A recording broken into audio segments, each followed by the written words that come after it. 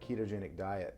To me, it sounds almost like the Atkins diet, if you remember from 20 years ago or so when the Atkins diet was real popular. Yep. Is it the same thing as the Atkins diet, or what is different when you hear the ketogenic diet versus the old Atkins diet that a lot of bodybuilders that I knew back in the 90s went from the low-fat diet to the Atkins diet, where they were literally guys that were at the gym were working out, eating cheese and bacon and peanut butter in between sets. Yep. What's the difference between these two types of diets? Yeah, it's a great question. I'm really glad you brought that up because in general, Atkins diet is a ketogenic diet. It does stimulate ketone development. And the way that some individuals teach it, it's still, they're almost identical. However, when we're really trying to promote optimal health, we've got to make some differentiations from the Atkins diet. So where Atkins went right was his approach with a low carbohydrate diet, getting our body running off the ketones. So I'm in total agreement with him about that, keeping our body very sensitive to insulin. Very, very important. However, where I disagree with him was he really had no regulation on the kind of fats that you put into your body. And we want to really focus on good fats as opposed to bad fats. So most people in our society assume that saturated fat is a bad fat. What we know is that actually saturated fat is one of the most healthiest fats we can be putting in our body. The fats we really want to avoid are high omega-6 fats from refined vegetable oils and also from factory farmed animal meats. So that's a big one. And then of course, trans fats or man-made fats. And so we certainly want to make sure we're avoiding those things.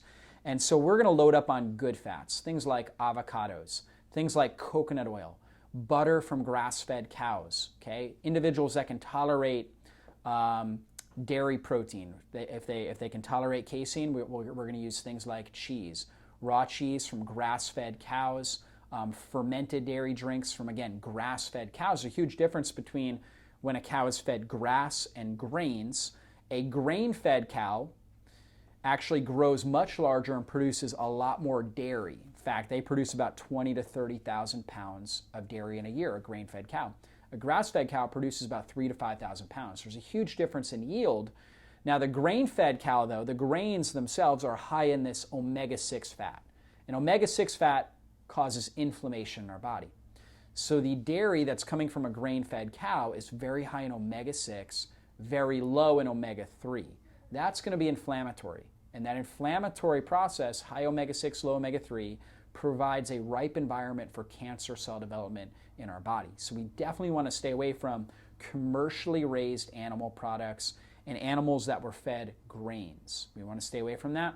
But we do want the grass-fed animal products because they have a lot of omega-3s, an ideal ratio of omega-6 to omega-3s. Also, grass-fed dairy has a molecule called CLA, conjugated linoleic acid, which many researchers are finding is a potent anti-carcinogen. There's also other great nutrients in there. For example, the major fat that's in grass-fed dairy is called butyric acid. Butyric acid is a preferred fuel source for healthy gut microbes in your system. And it helps your intestinal cells to develop and actually to strengthen. So that way, we don't develop problems like leaky gut syndrome and ulcerations in our gut and things like that, which is extremely important for helping our immune system. 70% of our immune system's in our gut. And if we have damage to our gut, we're going to have a lot of immune system disorders, which could include cancer and other autoimmune diseases. So this grass-fed raw dairy can have an incredible effect at helping the gut to heal and seal and to control itself well. So that's why it's such a good fat source we want to include. We also want to include things like extra virgin olive oil, healthy seeds like flaxseed, hemp seeds, chia seeds. We talked about coconut products. That should be an absolute staple. Coconut is a superfood, very anti-inflammatory and just powerful for our body. So these are the kind of good fats we want to focus on. We want to stay away from, again, Atkins never differentiated between grass-fed and grain-fed. So it was a lot of commercial animal products using lard and bacon and things like that. And the other aspect of it is that bacon, I am really not a big fan of, just from the perspective that it is cooked at very high temperatures. And it may be nitrate-free, which is certainly a better one to go with. But when you cook meat at a very high temperature, you're going to produce a lot of carcinogenic products. Things like heterocyclic amines, polycyclic aromatic hydrocarbons, acrylamide.